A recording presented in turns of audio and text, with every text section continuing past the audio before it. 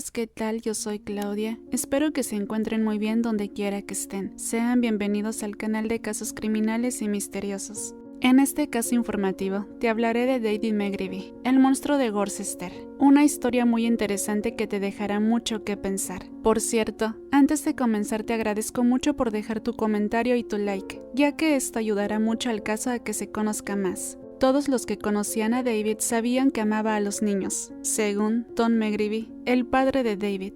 David Anthony McGreevy nació en Southport, una ciudad en Carolina del Norte en 1951 de sus padres Bella y Thomas McGreevy. David era el segundo mayor de 6 hijos. Como el padre de David era sargento en Royal Signals, pasó gran parte de su infancia moviéndose de una base militar a otra. Esto podría significar que un año estaba siendo educado en una escuela militar en Inglaterra, al siguiente en Alemania. Pero según la madre de David, vivir en Alemania fue su época más feliz. Los niños hicieron un picnic y montaron en bicicleta en el bosque, incluso fueron a esquiar. La información que tengo sobre la infancia de David McGreevy, a quien me dirigiré como David, fue bastante normal. La madre de David, Bella, dijo más tarde que solo podía recordar un incidente de su infancia que le preocupara. La familia vivía en Cardiff, Reino Unido. David robó el dinero de las compras de su madre para hacer un viaje a Liverpool. El profesor de David, Wilson, cree que esto muestra evidencia de impulsividad. En el año de 1967, David, de 15 años, dejó la escuela y se alistó para entrar al servicio armado en la Marina Real conocido como Royal Navy, en el Reino Unido. Siempre fue la ambición de toda la vida de David, agregó su padre, quien dudaba de su dedicación, pero David estaba absolutamente decidido. A fines de los años 60, David estaba estacionado en la base naval de Portsmouth. Se unió a su primer barco conocido como el HMS Eagle. Eagle fue un portaaviones de clase Audacious de la Royal Navy que estaba en servicio entre 1951 y 1972. En la Marina, los colegas con los que David pasaba el tiempo dijeron que él era un joven bastante arrogante. Siempre tenía que tener la última palabra. Tenía una actitud bastante arrogante, y eso lo metió en muchos problemas en la Marina. Estuvo sujeto a bastantes procedimientos disciplinarios. David también trabajaba como mayordomo en el comedor. Vio su nombre escrito en un libro de suboficiales. Pensó que esto indicaba un cambio de trabajo. En un patrón que se repetiría con consecuencias fatales, dejó de pensar y comenzó a beber. Otros notaron que cuando se presentó en el tiempo que los llamaban, estaba agitado y ebrio. En un momento de locura, hizo algo que marcó el principio de su gran carrera naval. En realidad, también irrumpió en la sala de oficiales y prendió fuego a un contenedor que tenía papeles adentro. Dijo que lo hizo por error, al dejar caer accidentalmente una colilla, y dio alarma a las 2:30 de la mañana. Esperaba que la Marina creyera que él era solo un testigo ocular inocente, pero sin embargo, vieron más allá de eso. Fue sometido a consejo de guerra. David no fue declarado culpable de incendio premeditado, sino de negligencia. Fue condenado a 90 días de prisión. También se sometió a pruebas psiquiátricas. Su oficial al mando nunca reveló los resultados y sus padres no recibieron ninguna explicación de su extraño comportamiento. Hasta el día de hoy, ese informe psiquiátrico no está disponible para inspección pública. Él era el joven que había robado el dinero de su madre, y el hombre que había intentado el incendio para vengarse eran el mismo. La única diferencia era que ahora David había empezado a beber y el alcohol lo afectaba mucho. En 1971, David estaba basado en tierra en el astillero de Portsmouth después de una gira por el lejano oriente en el barco Eagle. En ese tiempo, empezó una relación con una mujer llamada María. De enero a abril, intercambiaban 2 cartas a la semana. Las cartas de David se hicieron más y más largas. Finalmente, en abril de 1971 conoce a María por primera vez, y una semana después, en un evento social en Birmingham, Alabama, él le propone matrimonio. En realidad, no ha conocido a esta chica en absoluto, pero dentro de una semana de conocerla, le está proponiendo matrimonio. Después del compromiso, David vio a María durante 2 largos fines de semana en junio y julio. Después, su escritura de cartas aumentó en longitud e intensidad, pero la madre de David desaprobó la relación de su hijo, ya que María sufría de problemas de salud bastante importantes. Tenía algunos problemas con la columna vertebral y a menudo sentía muchas molestias. Si esta afección no se trataba, algún día podría provocar que quedara paralizada, pero la madre de David pensó que María era un poco hipocondríaca, que estaba exagerando, pero David estaba completamente enamorado de María, así que las palabras de su madre no fueron escuchadas. David siempre pensó que sabía más y no escuchaba a ninguno de los padres. Para agosto de 1971, la carrera naval de David había terminado. Fue despedido. Un día se presentó en la casa de sus padres luciendo muy derrotado. Tiró sus maletas al suelo y dijo: «Me voy de aquí». El final de sus sueños de infancia devastó a David. Él fue de trabajo en trabajo. Trabajó como chef y como ayudante de albañil, pero sin embargo, más tarde fue despedido de ambos trabajos. Su actitud, arrogancia y afecto por el alcohol eran a menudo los culpables. Sin nada más en su vida, David se centró en lo único bueno de su vida, su prometida María. Planeaba casarse con ella durante el periodo navideño de 1971. A pesar de estar desempleado y arruinado, comenzó a fantasear con tener una boda grande, tradicional y por lo tanto costosa. María se habría conformado con algo menos. Se habría conformado con una ceremonia en la oficina de registro. Pero David estaba bastante decidido a que iban a tener esta gran boda por la iglesia, y creo que todo se volvió bastante real en este punto. Este joven que quiere casarse con ella, que estaba obsesionado con tener esta gran boda, pero María tenía los ojos muy abiertos y podía ver la dura realidad. En enero de 1972, David vivía con sus padres en Inglaterra. Como lo había mencionado antes, él había sido dado de baja de la Royal Navy, pero no solo eso, sino que su prometida, la que tanto amaba, lo había dejado.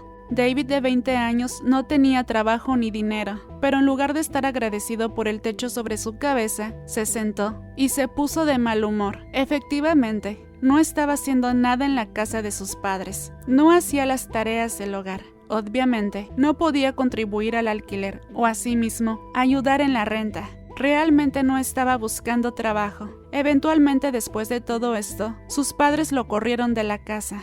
David se mudó con un viejo amigo de la escuela llamado Raphael Clave. Raphael vivía con su esposa embarazada, Dorothy Elsie. La pareja ya tenía 2 hijos, Paul de 3 años y Dawn de 20 meses, y vivían cerca de donde vivían los padres de David. El área estaba cambiando rápidamente.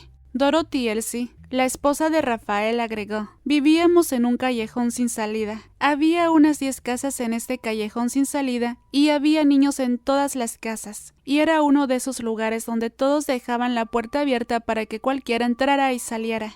Dorothy Elsie se había casado con Rafael, quien era 5 años mayor que ella, en septiembre de 1968, cuando ella solo tenía 16 años. Embarazada de su primer hijo de nombre Paul, no pasó mucho tiempo antes de que el segundo hijo, Dawn, llegara en 1971. Rafael, el amigo de David, trabajó duro para mantener a su creciente familia. Trabajaba para su padre de camionero. David vino a vivir con nosotros porque había tenido una discusión con sus padres, o algo así, y así empezó todo, comentó la esposa de Rafael, Dorothy Elsie, a quien me referiré solo como Elsie. La llegada de David significó que, cuando en septiembre de 1972, Elsie dio a luz a su nueva hija, quien llamaron Samantha, había 6 personas viviendo en una sola casa pequeña de 2 habitaciones. David compartía la habitación con Paul, quien recordemos que es el primer hijo de la pareja, quien tan solo tenía 3. Samantha era muy pequeña, por lo que todavía estaba en una pequeña cuna. Y luego Dawn, el segundo hijo, tenía otra cama en la misma habitación de la pareja. Elsie agregó: «A medida que pasaba el tiempo, íbamos a buscar un lugar más grande de todos modos, pero no llegamos a esa parte». Con su amigo Rafael, regularmente fuera del trabajo, David actuaría como un par de manos extra, ayudando con el cuidado de sus hijos. Pagaba algo de dinero a la semana para el alquiler e incluso cocinaba alguna comida los domingos. Los vecinos lo recuerdan como un poco sabelotodo, pero, por lo demás, inofensivo. Sin embargo, todo esto cambió cuando David volvió a beber. Él era muy conocido en el bar local, y lo detuvieron 1 o 2 veces. El caso clásico fue que estaba caminando por una de las calles principales en medio de la carretera, caminando por las líneas blancas. Esto le molestó a su padre, porque recordemos que su padre no vivía muy lejos, y le dijo que se mantuviera alejado del alcohol, pero David no lo escuchó, y en un momento de locura ebria, avergonzaría para siempre a su familia, y destruiría a otra más. Y ahora estamos casi por llegar al momento del crimen, que pudo haber sido planificado o espontáneo, según lo que te pueda parecer más. los problemas con su familia o el que sus padres sintieran vergüenza cada vez más por David, supuestamente, se llevó a cabo en una borrachera de rabia. Es de esperar que el método sea el mismo para cada uno de ellos, pero el hecho de que utilizó diferentes métodos sugiere que tuvo tiempo entre cada uno de los crímenes para considerar lo que iba a hacer a continuación, y eso implica algún tipo de premeditación en este caso. El lunes 16 de abril de 1973, David hizo una aparición de 10 minutos en el Tribunal de Magistrados de Worcester, Massachusetts. David fue acusado por los crímenes de los 3 hijos de su amigo Rafael y la esposa de él, Elsie. ¡Cuánta maldad de alguien a quien solo ayudaron! ¿Quién iba a creer algo así? Por eso es mejor ponerse a pensar 2 veces si vas a vivir con alguien más, de la manera que sea, que espero que nunca sea este tu caso. El tribunal donde David fue acusado estaba lleno de gente, muchas de ellas mujeres. Esto era muy inusual para una audiencia judicial en ese momento. Había mujeres con sus hijos fuera de la corte, y creo que si hubieran podido atraparlo, habrían terminado con él de una manera horrible. David compareció ante el tribunal 10 veces para las audiencias de prisión preventiva. Se le concedió asistencia letrada. El jueves 28 de junio de 1973, 9 semanas después de los asesinatos, compareció ante el Tribunal de Magistrados de Worcester. La policía estaba bastante ansiosa de que no estuviera en la corte por mucho tiempo.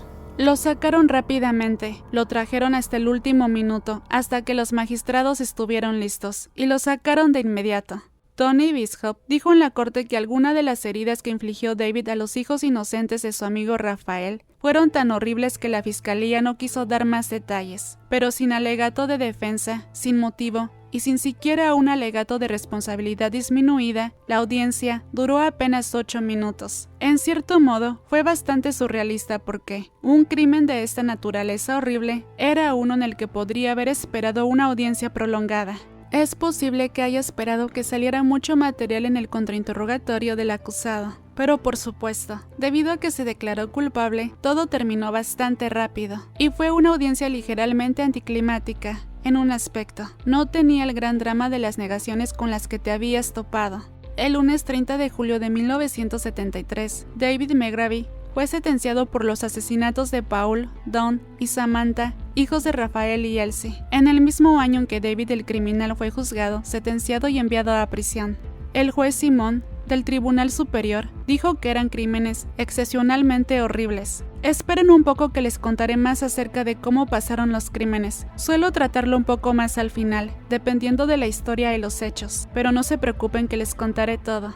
Simplemente no podía creer lo que me estaban diciendo, comentó Elsie muy destrozada, la madre de los niños en los medios de comunicación. Se dijo que la policía en la escena quedó enferma y conmocionada. Un oficial experimentado llegó a vomitar cuando estuvo presente en los hechos del espantoso crimen. Cuando Rafael y su esposa Elsie intentaron irse a casa, la policía los detuvo. No los dejarían volver a su casa. Se llevaron a los padres a la comisaría. Al principio, la policía no pudo descartar a los padres como sospechosos del crimen. Cuando la policía se dio cuenta de que Rafael y su esposa Elsie no eran responsables, tenían la tarea de decirles que sus hijos habían sido asesinados. Elsie tenía solo 23 años cuando le dijeron que su mundo, tal como lo conocía, había terminado. Era demasiado. Elsie agregó, aquí es cuando la policía nos había informado acerca de los crímenes de mis pequeños, cuando estaban en una investigación, y eso es todo lo que puedo recordar correctamente porque había un médico allí en ese momento porque me puse histérica, lo cual sucedería,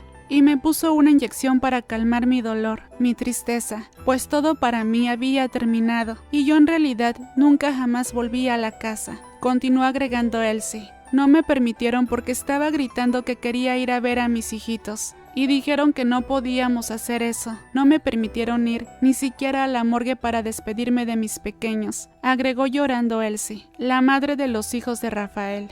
La policía centró su atención en el único miembro de la familia que faltaba, David McGravy. La policía no tardó mucho en localizarlo. A las 3:50 de la mañana, un oficial encontró a David en las cercanías de la estación Lexington Road. Lo arrestaron de inmediato y aparentemente él mencionó esto a la policía. ¿De qué se trata todo esto? El exeditor del Sunday Mirror, Paul Connew, cubrió la historia cuando era un joven periodista. Él comentó a los medios. Al principio él lo negó, pero luego, a varias horas después de su arresto, David dijo, fui yo, pero no fui yo. Y luego pasó a describir, de manera bastante gráfica, pero mesuradamente. Detalló lo que había hecho, pero realmente no podía explicar por qué lo había hecho, agregó Paul Conneau, comentarista de los medios. Todos buscan un motivo. Uno de los psiquiatras sugirió que podría haber un motivo de abuso detrás de esto, pero había dudas de que él posiblemente había abusado de los hijos de su amigo Rafael, ya sea antes de esa noche o durante estos sucesos terribles. Paul Conneau, uno de los primeros reporteros en la escena del crimen del sábado 14 de abril, dice que los recuerdos de esa mañana aún lo persiguen y a veces no lo dejan dormir. 3 pequeñitos habían sido asesinados y mutilados repentinamente en una tranquila calle suburbana, pero las investigaciones revelaron que pocos vecinos habían oído o visto algo sospechoso. Un par de invitados de vecinos cercanos intentaron investigar, pero al no ver nada, regresaron a casa. Se esperaba que el juicio de alguna manera trajera algunas respuestas y sentido a la matanza sin sentido. Ahora sí, pasamos a los hechos del crimen, la noche que todo cambió. Así que les pongo una pequeña advertencia. El 13 de abril de 1973, David empieza a beber. Juega a los dardos y a las cartas con un amigo en un bar conocido como Vauxhall.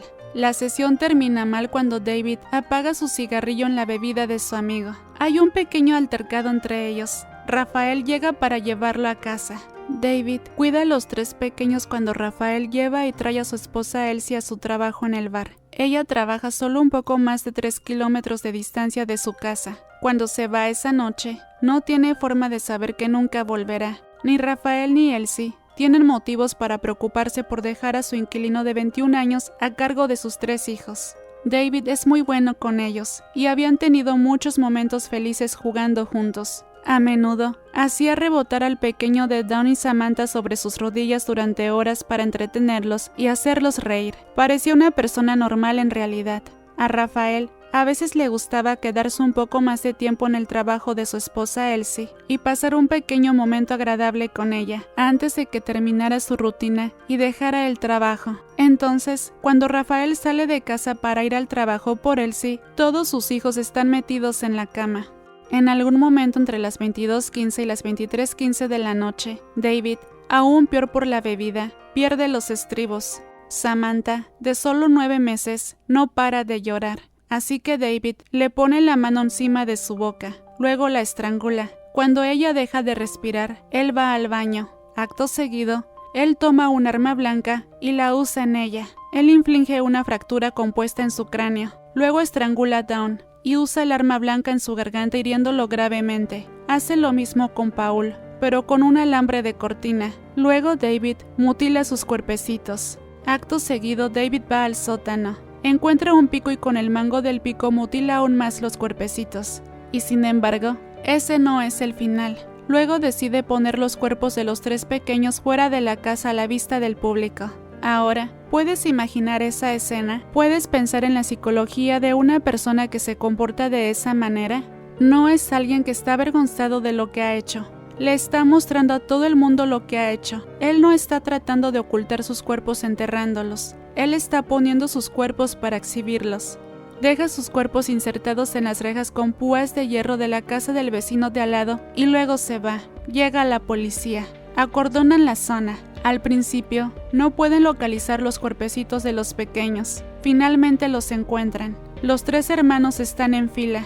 A menudo me pregunto, ¿cómo puede la gente terminar con la vida de pequeños inocentes? Y lo que debes recordar es que la persona más poderosa en cualquier hogar es un hijo, o en general, los hijos de la familia. Pero también son los más débiles físicamente. Son los más poderosos del hogar porque es el horario de ellos. Los hijos, quienes dictan cómo funciona esa casa o la vida de la familia. Si el pequeño se despierta, hay que darle de comer. Si se hizo del baño, tiene que tener un cambio de pañal. Y entonces es el horario de los hijos el que domina, o quienes dominan cómo deben comportarse los adultos. Y algunos adultos lamentablemente no pueden hacer frente a esa responsabilidad. Diría que solo los padres que no aman de verdad a sus hijos, o los psicópatas como David. Elsie, la madre de Samantha, Dawn y Paul, tomó una dosis excesiva de un medicamento durante 6 meses después de los crímenes que la dejaron marcada y herida para siempre. Intentó de hecho quitarse la vida. Ella agregó llorando, Los médicos me recetaron una dosis tan alta de sedación para tratar de ayudarme. Esta cosa. Mi marido vino a verme un día y me dijo que ya no podía más y me estaba pidiendo el divorcio. En prisión, David se convierte en uno de los prisioneros más notorios y con más años de prisión del país, condenado a cadena perpetua. Los abusadores y asesinos de menores a menudo son perseguidos y agredidos físicamente con frecuencia. David no fue una excepción. Estos espantosos crímenes que se han llevado a cabo, cuando ha sido consciente de ellos, ha tenido un momento bastante desagradable, siendo objeto de todo desde advertencias leves de abuso hasta agresiones físicas fuertes. Esto lo ha llevado a pasar gran parte de su tiempo solo, no querido por nadie, sino todo lo absolutamente lo contrario, y se la ha pasado también en unidades de prisioneros vulnerables. En 1975, sus compañeros de prisión lo hieren terriblemente. 3 años más tarde, es abusado por los mismos compañeros. En 1991, su celda es asaltada por otros reclusos. Apenas 4 días después pasa a condiciones cerradas. En 1994, es transferido a la categoría D, en condiciones abiertas, pero su traslado a la prisión de Ley Hill, en Inglaterra, una prisión que es para hombres de categoría D, supuestamente prisioneros peligrosos, David fracasó después de que informes de prensa significaran que los presos se enteraron de sus crímenes pasados. En 1995, varios presos intentaron agredirlo en una prisión abierta. En 1996, David es nuevamente víctima de abusos físicos y emocionales más feos que te puedas imaginar. En el 2006, David, quien tenía 54 años, se preparó para la libertad condicional. Se quedó en un albergue bajo fianza en Liverpool. Resultó que se le permitió caminar por Liverpool sin supervisión en preparación para su liberación de la prisión de Ford en Inglaterra. Los periódicos locales comenzaron a publicar su foto. Mostraba que sus largos mechones de cabello se habían ido hacía mucho tiempo. El rostro calvo y con anteojos que miraba por la lente de la cámara ahora parecía embrujado. David volvió a ser noticia de primera plana. Lo enviaron de regreso a prisión. Alguien en el servicio penitenciario, o en el servicio de policía, o en el Ministerio del Interior, avisó a la prensa sobre esto, que fotografió a David deambulando por las calles de Liverpool. Paul Connew, comentarista de medios, dijo que era un procedimiento normal dejar salir temporalmente a los condenados a cadena perpetua. La idea de su liberación impulsó a la comunidad local. El entonces parlamentario de Worcester, Mike Foster, pidió que se prohibiría para siempre a David regresar a la ciudad. Estos fueron actos de brutalidad indescriptibles que todavía enferman. Mi instinto me dice que este hombre debería pasar el resto de su vida en prisión, más aún, condenarlos a muerte. Pero a veces sufren más dejándolos con sus pesadillas para siempre en prisión. Me gustaría saber qué le espera en la otra vida. En abril del 2007, se rechazó la última oferta de libertad condicional de David. Él sí, todavía no podía creer que incluso se le permitiera solicitar la libertad condicional. Este hombre le quitó la vida a sus 3 amorosos hijos. Debería haber recibido la silla eléctrica. Si lo liberaran, estaría esperando afuera con un arma de fuego, comentó Elsie. Luego, en la Junta de Libertad Condicional, se recomendó a David para la libertad condicional. No todos estuvieron de acuerdo. En el 2009, David se sometió a su 7ª audiencia de revisión. Su equipo legal cuestionó la negativa del entonces secretario del Estado de recomendar que su cliente fuera transferido a una prisión abierta. Se le dijo que debía permanecer bajo condiciones de prisión cerrada, pero el juez impuso la prohibición de nombrar a David para protegerlo de otros prisioneros. Solo podía ser conocido como prisionero M.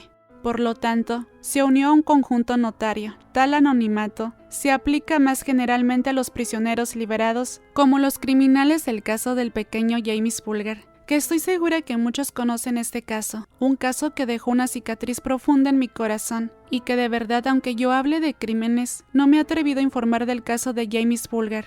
Me duele la historia. Para mí es injusto porque a estos criminales se les concede el derecho a la vida, la ley de derechos humanos para mantener su identidad en secreto, el derecho a la protección contra los malos tratos, el derecho a la libertad y seguridad, el derecho a la privacidad y a la vida familiar, entre otros artículos que me hacen enojar. ¿Por qué tendrían el derecho de algo así cuando a ellos no les importó tener misericordia de nada en sus crímenes? Kinsey Whittaker, el abogado de David, Insistió en que si los compañeros de prisión se enteraban de su identidad a través de los medios de comunicación, había una gran probabilidad de que lo asesinen. Elsie, la madre de sus 3 hijitos, agregó: «Él no merece los derechos humanos. Ni siquiera es humano para mí. Pienso en lo que le hizo cada minuto de cada día porque también a mí me quitó la vida. Ya no puedo ir a fiestas familiares. No puedo celebrar nada. No puedo ni seguiré adelante. Por lo que no nos hizo a mí, mi esposo y mis 3 hijitos, merece el mismo trato que ellos recibieron, la muerte». En enero del 2013, David solicitó ser transferido a una prisión abierta y fue rechazado. Con su anonimato en su lugar, la prensa no pudo informar esto. Esta orden duró 4 años. Para el año 2013, David había estado en la cárcel durante 40 años, el doble de su sentencia original. El 22 de mayo, se levantó su orden de anonimato. Tan pronto como sus compañeros de prisión supieron su identidad, su celda fue destrozada e hicieron del baño en su cama. Sus paredes estaban manchadas con eso. Actualmente, David vive en condiciones cerradas en una unidad de presos vulnerables. Todavía no sabemos por qué cometió esos crímenes, y para mí, mis sentimientos hacia David son que este es un hombre que aún representaría un riesgo para otros individuos o pequeñitos si fuera devuelto a la comunidad.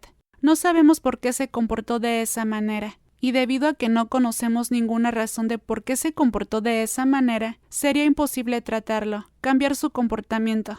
No sé si ha expresado remordimiento. No sé si ahora se da cuenta de la gravedad de las ofensas que cometió. Al no explicar públicamente los motivos de sus acciones y al tratar de permanecer en el anonimato, David probablemente se aseguró de que realmente terminaría su vida en la cárcel. Sin embargo, puede llegar un momento en que algunos crean que ha cumplido su condena, y luego, al igual que otros notarios criminales como John Venables y Robert Thompson, se le dará el anonimato. Puede que nunca sepamos qué sucederá después y qué le depara el futuro del monstruo de Worcester. Hasta aquí el caso, amigos. Un caso informativo muy triste. Mi pregunta antes de irte: ¿crees que se hizo justicia? Ya saben que de justicia divina para mí nunca habrá este tipo de justicia con cualquiera que cometa un crimen, y mucho menos como los crímenes de David. Pero en esta tierra, ¿creen que se está haciendo justicia con él? Por lo menos sigue ahí en prisión, si es que con suerte fue toda la información que pude obtener. Espero que nunca tengan misericordia con él. No sería justo. Esos angelitos están descansando en paz, pero su mamá seguro que nunca parará de llorar. Seguro que nunca parará de llorar y de sufrir. Así que una vez más, en mi opinión, no hay justicia. Pero yo les informo por lo que ha pasado David, una persona con total maldad, a quien ayudaron. Su mejor amigo confió en él, hasta durmiendo en una de las mismas habitaciones con sus hijos. Rafael no debió confiar en tal manera por más cercano que se sintiera con él. Sin duda, creo que lo quería mucho como un amigo, cosa de lo que se ha de haber arrepentido para siempre. ¿Cómo es que David actuaba normal y cariñoso? Ni siquiera el alcohol podría hacer algo así. O quizá me equivoque. ¿Qué piensan ustedes? Creo que también se llenó de rencor, y su personalidad cambió cuando perdió su trabajo, su prometida lo dejó y sus padres lo corrieron de su casa. ¿Pero acaso David era tan débil de mente? Su amigo no lo había dejado, y nunca entenderé la manera en que le pagó. ¿Acaso sería envidia? Estas son mis teorías o pensamientos últimos. Estaría muy contenta si ustedes me dejan saber su opinión en comentarios. Si llegases hasta aquí, muchas gracias por ello. Yo soy Claudia. Recuerda que tu like y tu comentario ayudarán mucho al canal, y desde luego muy agradecida contigo. Que tengas un lindo fin de semana y que te encuentres muy, pero muy bien donde quiera que estés. Recuerda andar con cuidado. Nos vemos hasta la próxima. Bye bye.